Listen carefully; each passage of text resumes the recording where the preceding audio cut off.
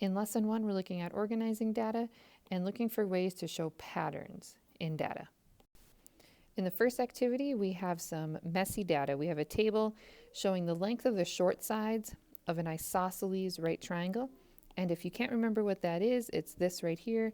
Means that two sides are the same length. Those are the two short sides, and then one side is longer. So the table is showing you the length of those two short sides and the length of the overall perimeter. Your job is to answer, what do you notice and what do you wonder? In the second activity here, we're looking at the same data you just saw. And first thing we're going to do, number 1, is organize the measurements. How can we organize them? Well, the easiest way to do it is going to be to go from least to greatest. So I wrote out the first 2 here. Go ahead and organize the rest of the table, answer number 2, and then start again when you're ready. All right, here I've organized the data in the table, and now using that data for number 2, doing some estimations.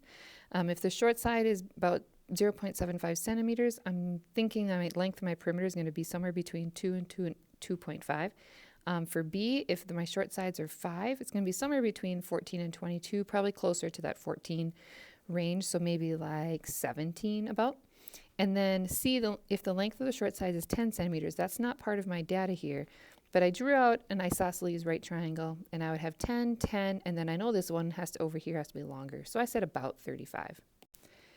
Now in the third activity, you have 4 scatter plots here, and you're going to get some tables of data, and your job is going to be to match those tables of data with each graph, and then label your X and Y axes for each graph. So some things to pay attention to are your scales on your axes, and also some of your data points to make sure that they match.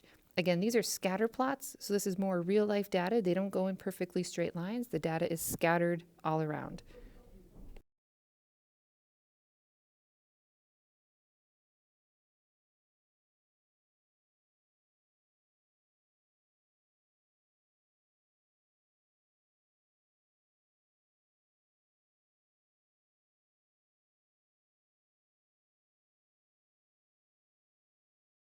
Okay, you can see how these graphs matched up and how the axes should be labeled. And then just make sure that things make sense. So for example, as a car has more miles on it, right, its price or its value is going to be less. Or as the daily high temperature gets higher, the amount of energy consumed, electricity, goes up because we're running more air conditioning. As the weight of a diamond goes up, its price goes up. It's more expensive. And as the mass of a car goes up, its fuel efficiency is going to go down. A heavier car has worse gas mileage. Quick wrap up from lesson 1. Sorting the information in a table is helpful because it lets us see patterns. Some graphic representations that are helpful to use with data would be scatter plots, or think back to last year, we could make dot plots, box and whisker plots, all of that stuff. What is a scatter plot? Remember, it's those plots where we see where the data is all scattered, just dots. It's different from plotting points for a function, because for a function, you're going to see a definite pattern like a constant slope, and in a scatter plot, you might not see that right away. Now we're skipping ahead to lesson 3, what a point means in a scatter plot, and so we're going to be looking more closely at those individual points. First activity has a giant panda and this graph, and it's asking you, what does that point on the graph tell you about the panda? So use the coordinate points, use the axes and the labels to talk about what does that mean. Write down your answer and then continue when you're ready. Activity 2 is looking at some of the data that we saw earlier with weight and fuel efficiency, so the weight of a car.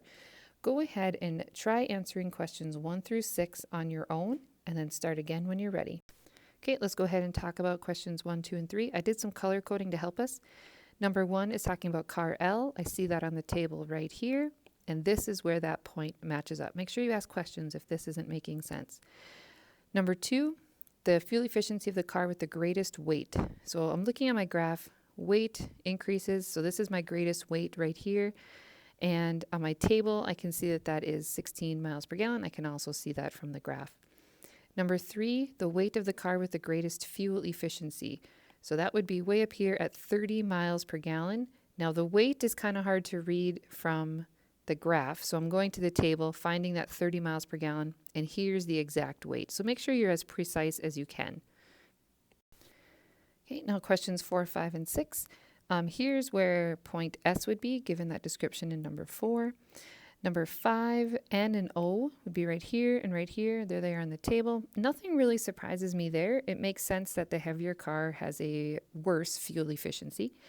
And number 6, F and G, right here in the table, right here on the graph.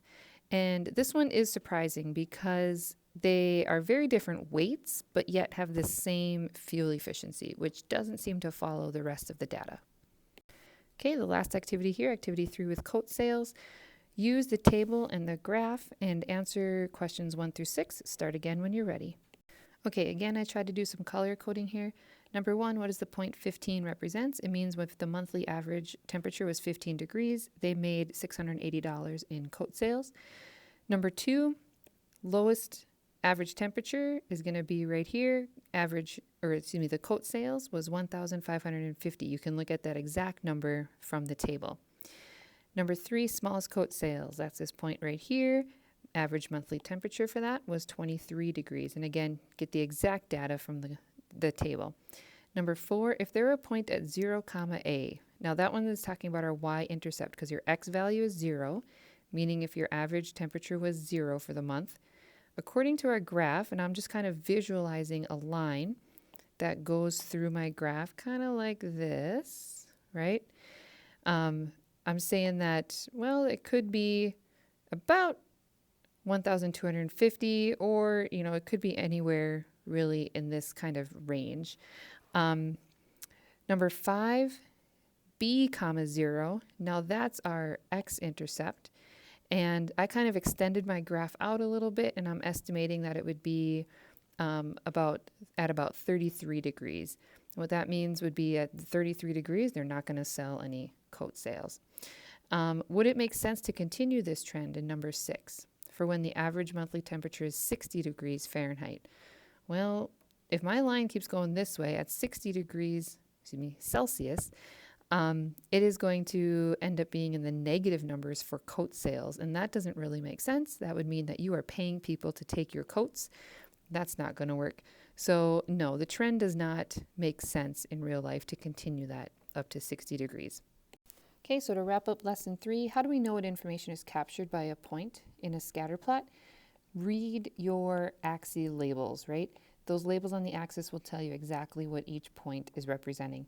Do trends in a scatter plot necessarily apply to individuals in the population? So I'm showing this scatter plot here, and I drew this line to kind of show the trend of the data, but it doesn't exactly match every single individual point. That's why it's a scatter plot, right? The data is scattered. So no, the trend might not apply to every individual.